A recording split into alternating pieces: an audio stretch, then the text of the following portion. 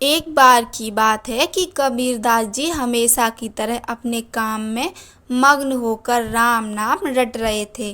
तभी उनके पास कुछ तार्किक व्यक्ति आते हैं। उनमें से एक व्यक्ति उनसे पूछता है, कबीर जी, आपने यह गले में क्या पहन रखा है? कबीर जी कहते हैं, यह कंठी है।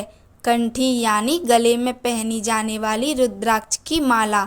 तब दूसरा तार्किक व्यक्ति उनसे प्रश्न करता है, भाई, आपने माथे पर यह क्या लगा रखा है? इसे तिलक कहते हैं मेरे भाई, कबीर जी कहते हैं। उत्तर सुनकर एक अन्य तार्किक व्यक्ति फिर उनसे प्रश्न करता है, आपने यह हाथ में क्या बांध रखा है? आप क्या कर रहे हो? यह सुनकर कबीर जी कुछ उन लोगों को कहते हैं, मैं राम नाम रट रहा हूँ, गुरु जी की आज्ञा है।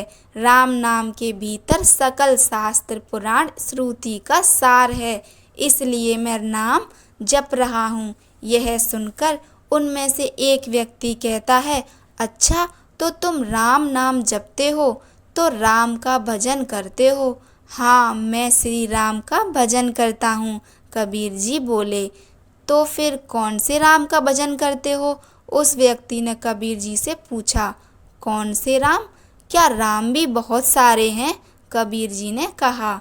तो उनमें से एक व्यक्ति ने कहा, लो, इन्हें यह तो पता नहीं कि कौन से राम का भजन करते हो और लग गए भजन करने, जिसे यही नहीं पता कि राम कितने तरीके के होते हैं, तो भजन का क्या फल?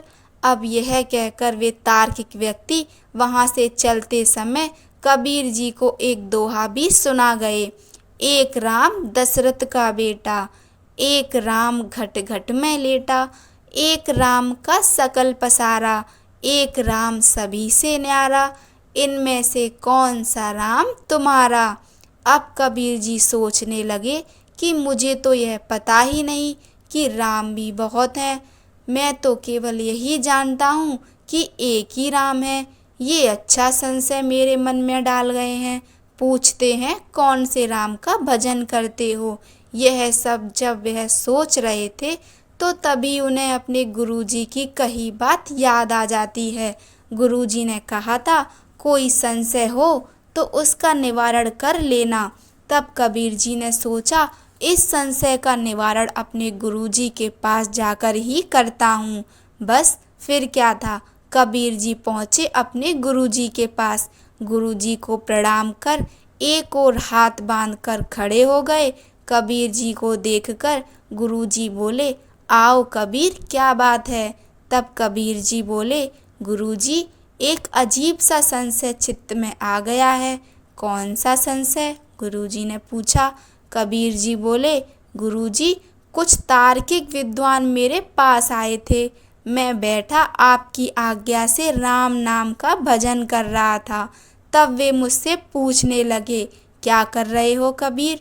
मैंने कहा, राम राम रट रहा हूँ। फिर वह पूछने लगे कि कौन से राम का भजन कर रहे हो?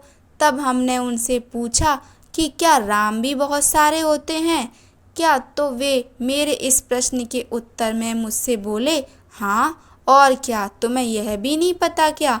जाते जाते मुझे एक दोहा भी सुनाकर चले गए हैं। वह दोहा है, एक राम दशरथ का बेटा, एक राम घट घट में लेटा, एक राम का सकल पसारा, एक राम सभी से न्यारा, इनमें से कौन सा राम तुम्हारा? यह सुनकर गुरुजी बहुत खुश हुए और बड़े जोर से हंसने लगे।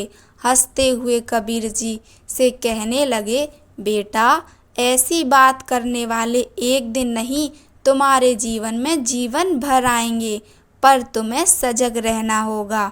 देखो, यह सृष्टि विविधमयी है। जिसकी आँख पर जैसा चश्मा चढ़ा होता है, उसको भगवान का वैसा ही रूप दिखाई देता है। कोई परमात्मा को ब्रह्मा कहता है, कोई परमात्मा कहता है, कोई ईश्वर कहता है, कोई भगवान कहता है, लेकिन अलग अलग नाम लेने से परमात्मा अलग अलग नहीं हो जाते। इसलिए जो राम दशरथ जी का बेटा है, वही राम घट घट में भी लेटा है। उसी राम का सकल पसारा है, और वही राम सबसे न्यारा भी है। लेकिन एक बात है, इस दोहे में इस एक राम चारों पंक्ति में ही एक ही है। तो बेटा, इस दोहे का अर्थ क्या है? तो कबीर जी बोले, वही राम दशरथ का बेटा, वही राम घट घट में लेटा, उसी राम का सकल पसारा, वही राम सभी से न्यारा। तब गुरुजी ने कबीर को समझाते हुए आगे कहा, जब राम सभी जीवों के भीतर विराजमान रहता है तो सबके घट घट में वह व्यापक हुआ ना, और राम ने ही इस सृष्टि को रचा है, तो यह सब पसारा उन्हीं का है। लेकिन इस सृष्टि की रचना करने के बाद भी वह इस सृष्टि में फंसते नहीं हैं, इसलिए वह सबसे न्यारे भी हैं। लेकिन जब कोई भगत रोकर उनको पुकारता है, प्रार्थना निवेदन करता है, तो वही निराकार साकार रूप में दशरथ जी के घर प्रकट हो जाता है। तो बेटा, इन चारों में कोई भेद नहीं है, यह चारों एक ही हैं। कबीर जी को उस दोहे का अर्थ अच्छे से गुरुजी ने समझा दिया। कबीर जी प्रसन्न होकर गुरुदेव जी से बोले, गुरुजी, आपने बहुत कृपा की है, अब मेरा इस विषय में कभी कोई संशय नहीं होगा। अपने गुरुजी से विदा लेकर कबीर जी अपने घर आ गए और अपने भजन सिमरन में लग गए। पर चलते चलते गुरु ने कबीर के कान में दोहा बोला और कहा कि फिर कोई तार्किक ज्ञानी मिल जाए तो यह दोहा सुनाकर उसका अर्थ अवश्य पूछना। कुछ दिनों बाद वही सभी तार्किक व्यक्ति वहाँ से फिर गुजर रहे थे और मन ही मन सोच रहे थे कि हमने जो कबीर के मन में संशय डाल दिया था, उसके कारण तो अब तक कबीर की कंठी माला सब छूट गई होगी। चलो उनके घर चलकर देखते हैं। कबीर जी के घर पहुंचकर उन्होंने देखा कि कबीर जी तो पहले की ही भांति ही बैठे राम नाम रट रहे हैं। यह देखकर उनमें से एक व्यक्ति ने पूछा, क्यों कबीर जी, आपको पता चल गया कि आप कौन से राम का भजन करते हैं?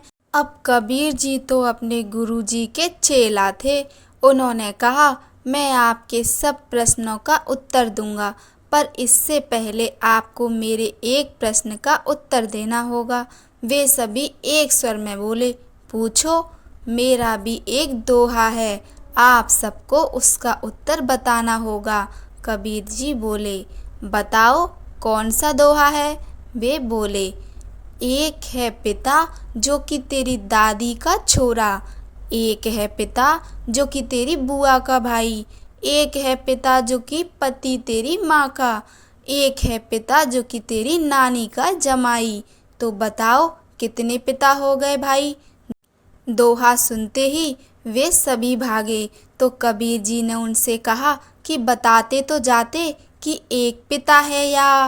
वे सभी बोले, हद हो गई कबीर, यह कोई पूछने की बात है? अरे एक ही पिता होता है, वही पिता मेरी दादी का छोरा, वही पिता मेरी बुआ का भाई, वही पिता मेरी माँ का पति, वही पिता मेरी नानी का जमाई। तो कबीर जी ने कहा, अब आप सब भी सुनते जाओ। उत्तर, राम भी एक ही है, वही राम दशरथ का बेटा, वही राम घट घट में लेटा, उसी राम का सकल पसारा, वही राम सभी से न्यारा भी है। प्रेम से बोलो जय श्री राम।